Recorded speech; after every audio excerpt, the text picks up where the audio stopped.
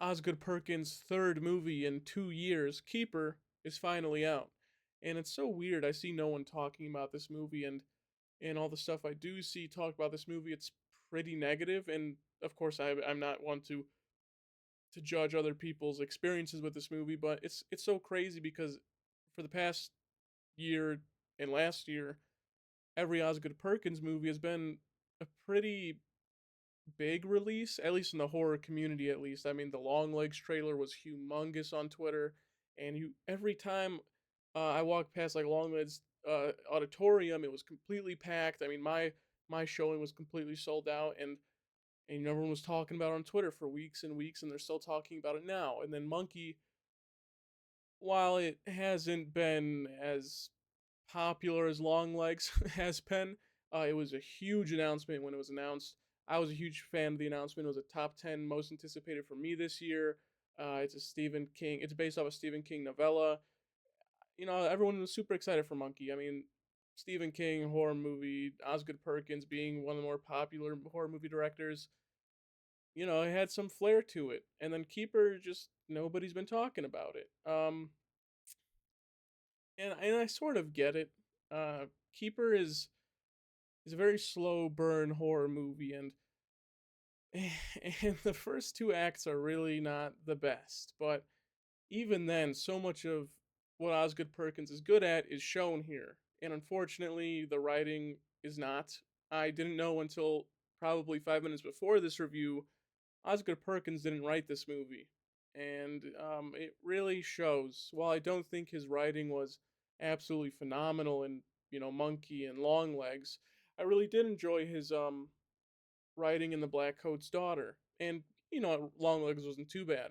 So it's a real shame he didn't do the writing for this one. I feel like he would have nailed it. This movie's script is pretty horrendous, and the actors are trying their hardest to get a decent performance out of the script, but the script is just so bad and boring, and there's just nothing to it that I like. And it sucks because if Osgood Perkins wrote the movie, it'd probably be one of the more popular horror movies of the year. But unfortunately, we're stuck here with, well, like a 2.5 average rating on Letterboxd, which is absurd for a Perkins movie at this point in time. Uh, you have Tatiana Malaysi, who is easily the best performance in this movie. I mean, she gets so much clear the screen time of anyone else, and uh, she deserves it. I mean, she was great in She-Hulk. She was great in The Monkey, of course. And that's something I want to talk about before I get into more of Miss Laney's performance. I appreciate that Osgood Perkins continues to reuse people he's used in previous movies. A bunch of the woman in the final scene of the movie are people from The Monkey, Blackcoat's Daughter, Longlegs, and I'm pretty sure one of his short films. I could be wrong. So I really like that about Perkins. I like that he's bringing back old people and and bringing them back for newer movies. I always love that about directors. So I'm happy he got a bunch of them in for this one. I thought that was great. But Maze Laney, even though the script completely sucked, you killed it. You really did kill it, but the script really held you back. She's pretty great, and during these big tension scenes throughout this movie, and this movie's one giant tense fucking movie. Your ass is clenching throughout the entire thing. It's absolutely creepy, and I think Maslany does a great job at working along with that tension. So I'm happy that she got something out of this because 20 minutes in, I was like, this is some dog shit, and man, I felt so bad for her because it is horrendous, really. I'm gonna butcher your name, Rossif Sutherland. I hope I got that right. Who plays her boyfriend? Is fine. He's really okay. I don't even think his performance is like that great. Um, but again, I have to blame the script on that. I mean, it's unbelievable. His character kind of really sucks, and not in like a way that like he sucks because you hate him. It just he sucks because he's so empty and feels like there's nothing to him. You have those weird flashback scenes with him as a kid, and it feels like there's just no substance to those at all. Um, didn't really like those. I just thought they were so empty, and they didn't feel like they have any like greater meaning to them. Obviously, they were part of the third act and stuff, but it just didn't feel. I didn't need them. I didn't need those flashback scenes. This movie's 100 minutes. Could have been cut down to 90. Just take out those stupid flashback scenes that did nothing for me besides show me that the woman Sutherland found in the forest with his brother when he was young looked exactly like Ms. Laney. I didn't need to be shown that. I would have just believed him. He's fucking nuts. This whole movie's nuts. I would have just believed him, you know? And speaking of Sutherland's brother, uh, Burkett Turton, I think did a pretty great job, but I would have loved to see Justin Long in this performance. I really would have. I think Burkett does a great job here, but man, he Justin would have done a phenomenal job. And like I said in my Coyotes review, I'm a Justin Glazer, so of course I'm going to be saying this, but I saw so much of his potential performance in this, and unfortunately he's not in this. But I think Burkett does a great job with what he's given. I think he's creepy, really fucking creepy. The whole part where Laney's hiding in the bathroom and he's putting down the whiskey bottle and grabbing the butcher's knife and walking up the staircase. Oh my god! And the scene where he's uh, is it behind me right now? Actually, let me look. No, it's not. The scene where he's walking past the doorway, and he smushes his face onto the window. Oh my god, he's such a fucking creep. He did a brilliant job. I really loved him. And again, he's given nothing because he's maybe has like 4 minutes of screen time, 5 minutes of screen time. It sucks. I think he was super creepy. I wish we got more of him.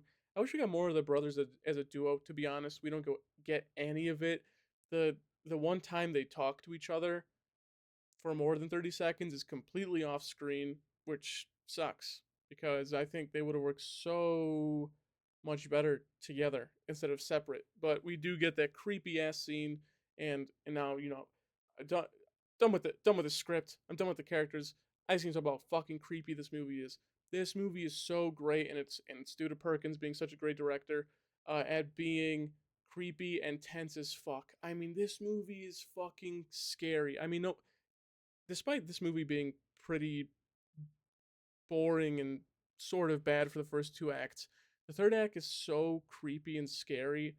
It boosted my rating by like a whole star. As you see below me, it's I gave it a 6 out of 10, and I'm sort of debating giving it a 7 just because Perkins is so good at creating this weird, scary atmosphere, and and I think he should keep doing this. And in Monkey, we didn't get it enough. I think in Long Legs and this, and even Black Coat's Daughter, he's just so good at making real life scenarios feel outer worldly and fucking dark and scary. And even when it's daytime, you're fucking creeped out. The bedroom scene where as Lainey's trying to call her friend on the phone and it's breaking up, and there's the woman behind her with a giant long neck just growing and growing behind her, and this music getting absolutely eerie, and then nothing happens. Oh, dude, it's lovely. I think Perkins shines in these moments, but the first two acts, we don't get enough of it. I really wish we got more. I mean, like I said, that cell phone scene was unbelievable.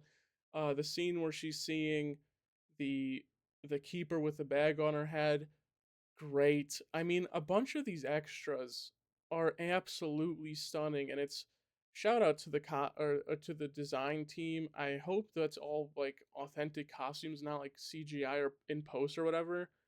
They're so great. That whole basement scene is unbelievable.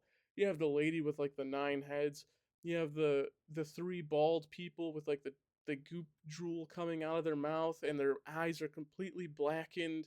You have the long neck lady who appears in like 2 or 3 scenes, and she's easily the fucking creepiest of them all. But I love it. It feels so what's the word, Lovecraftian almost. I mean, it's unbelievable. That whole basement scene is fucking great. And speaking of the basement scene, that third act, I kind of wanted it to end with Sutherland just sitting down in the chair, and then he turns the vinyl on, puts those stupid glasses on his face, and he's just chilling.